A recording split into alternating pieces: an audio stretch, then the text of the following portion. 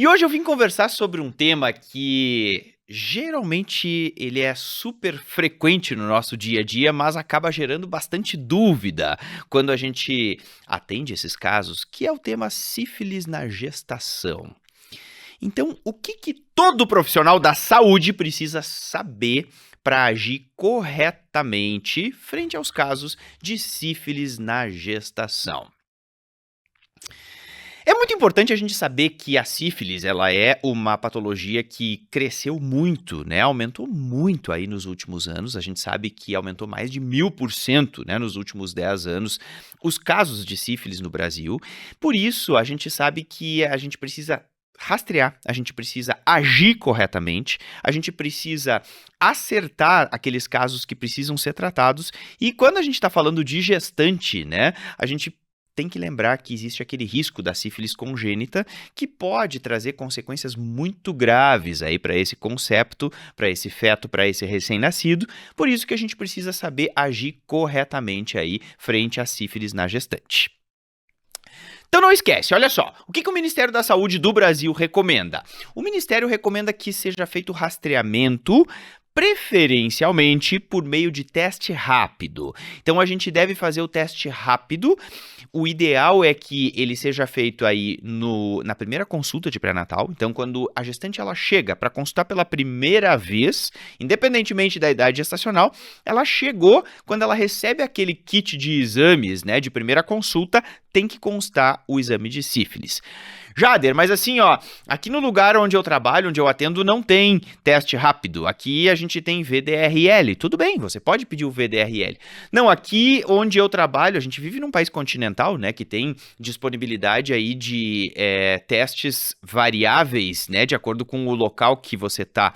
Então, pode ser que tenha o FTABS? Tudo bem, pode ser o FTABS. Então, tanto o VDRL quanto o FTABS podem ser pedidos, o teste de hemaglutinação também pode ser pedido, mas o ideal é que você tenha aí o teste rápido. O que é o teste rápido? Ele é um teste treponêmico, portanto, ele vai identificar especificamente os anticorpos contra o treponema pálido 1.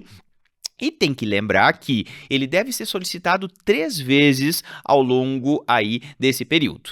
Tem que ser solicitado na primeira consulta de pré-natal, tem que ser solicitado no 3º trimestre da gestação e ele também deve ser solicitado novamente quando essa gestante for admitida em trabalho de parto na maternidade. Então a gente tem que ter pelo menos três aí exames de sífilis ao longo da gestação, inclusive o último deve ser no momento que ela é admitida em trabalho de parto na maternidade, certo? Se o teste rápido ele for sempre negativo, ok, essa gestante não tem sífilis. Agora, se esse teste rápido ele for positivo em algum momento, seja na primeira consulta de pré-natal, seja no final da gestação, ou seja ainda quando ela for admitida em trabalho de parto, aí a gente vai definitivamente indicar o tratamento conforme for o cenário, né? Conforme for cada caso que a gente se deparar. O que é importante a gente lembrar em relação ao rastreamento? Isso aqui, gente, é super, super útil. Às vezes, na prática, muita gente acaba fazendo testes seriados, né? Por exemplo, assim, pega um teste rápido lá que deu positivo. E aí, esse teste rápido que deu positivo, eu acho que de repente não é sífilis que essa gestante tem, eu acho que eu vou fazer um teste não treponêmico, né? Então, pede o teste rápido, deu positivo, aí pede o teste não treponêmico. Aí acontece muitas vezes da gestante não vir, né? Ela não volta, aí tem que fazer busca ativa.